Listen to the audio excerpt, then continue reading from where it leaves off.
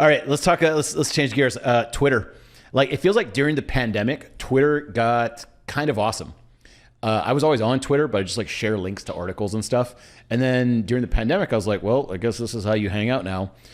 Did you feel it also? Were you active on Twitter like before the pandemic a lot, or did it happen? I started doing it because my friend named Jason Lemkin, you know Jason? Mm-hmm. He's got Saster. Yep. He got popular on Quora, and then he got popular on Twitter.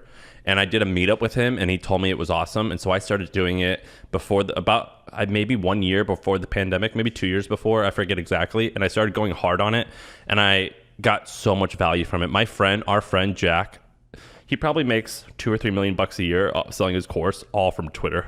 Mm-hmm. And I started seeing like that, and I was like, oh, I'm gonna try this Twitter thing. And I cracked the code, and I got fairly popular fairly quickly. And then I got super bored with it, and I think it's a circle jerk now. But you're on it all the time still. Yeah, I am. But I'm not doing the tactics that I did to get popular. Like, I could tell you the tactics to get popular on Twitter. And Please do. It's long threads. So you basically go to Wikipedia, you go to Reddit, and you find things. So like when content goes popular, there's like, it all starts with emotion, right? What emotion are you going to have the person have? So like, you don't want sadness, but you do want like a shock and awe, or you do want laughter. What are the other emotions? Like, you want like a handful of emotions that since the beginning of human time, humans have related to, and it stuck with them. And so you just figure out what those emotions are, and then you do long form, so like 10 to 30 tweet threads, so like a thread, and you tell a story. And it's just like copywriting, where the goal of the first sentence is to get you to read the second one, to get you to read the third, to the fourth. And if you get someone down to like thread 10 or thread 20, the likelihood that they're going to hit share is incredibly high. Joe Sugarman, slippery slope. Yes. Yeah. It's just traditional copywriting technique. That's what I heard, because I think one of your, I don't know, employees, people who works on The Hustle, Trung, I talked to him for an hour. I was like, can you review my Twitter or something like that? Well, I don't want to go as far to say, but it might be true, but maybe it's not true. So I don't want to like overstate it, but I would say I taught a lot of people at my company how to do it.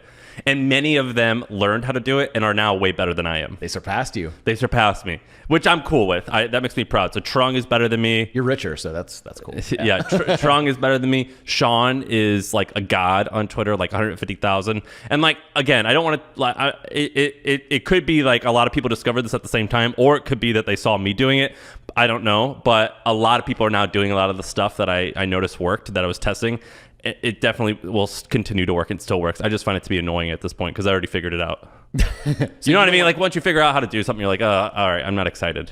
But Twitter, it was weird. Like, when I started posting a little bit on Twitter, I got more like in-person meetings and Zoom meetings, because it was during that pandemic time, than I ever had like being on Facebook, Instagram, all that kind of stuff. I become friends with people. Like Jack Butcher, I met him on Twitter. He's a good friend of mine. He's like I consider him like a family friend. Like, I met him on Twitter also. Yeah, met him on Twitter. I mean, you and I met on email. It's just like a different version. But yeah, I think it's actually better than email. Ryan Dice, I've become friends with, close with. I met him on Twitter. Who else? I mean, I met most people on Twitter. I've hired, Steph Smith, who works for me. Yep. Twitter. Yeah, it's the best. Yeah, damn. It's like basically a mini blog. I never thought like just a tiny little blog would be that powerful. Yeah, cool. But the best part about Twitter is that like I get people who DM me, and this sounds like a little disrespectful, but it's true, is like you can tell who's like legit and who's not by like what's in their bio, how many followers they have, if they have the blue check mark. I mean, it's superficial, but when you get like a lot of messages, it's so fast and easy to filter who's like a heavy hitter versus who isn't. Yeah. I love doing that. And I love it when I see someone who's really awesome join and they have like 900 followers. You're like kind of one of the first. And yeah. Like a month later, they have like 18,000. You're like, oh, they are a big deal. Listen to this. On July 18th or something like that, I'm going up to New York, and I'm doing a race car class, like a racing class. And I did it because I tweeted out, I want to do a racing class. What are the best ones? And I got so many people DMing me, 100 people DMing me. And there's this professional NASCAR driver named Parker. I don't even know his last name, Parker K. I forget. Him or a group just bought a huge famous racetrack in New York. And he goes, I'm a NASCAR driver. And he's got like hundreds of thousands of followers. I'll host you. I love your work. And it's sick. So now I'm like going to go race cars and have this adventure all because of Twitter. The best about, like, with your size, I don't know how many followers you have. I don't fucking know. Maybe 80,000. Something like that, yeah. I heard the magic number from Pet Laja, one of our friends. He said 40,000. He's like, something happened. People keep sending me free shit. You get a lot of free shit. I get a crazy amount of free stuff. You get a lot of candy. Well, because I tweet that like I like candy. So like M&M's sent me like M&M's with my face on it.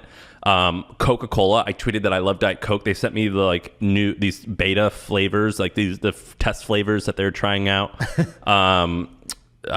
Cody sent me literally 50 Butterfingers. A few weeks ago, someone sent me literally 300 Twinkies. So I get all types of like cakes and shit, and it's pretty awesome. You got to make him fat, people. He can't control himself. Yeah, I can't. I tweeted out, I'm looking for the world's greatest T-shirt, and I got sent like dozens of different shirts. That's kind of awesome. Yeah, it's sick. It's sick. Or like I'll tweet out like, I'm looking for a new mattress. What's the best one? And like 5 mattress companies are like, hey, we'll send you one. Well, they also probably want to mention the hustle, right? Yeah, but I always explicitly tell them, look, if you want to like send me something, like you can, but I'm not going to talk about you unless I actually want to. Can you tell the Miami story?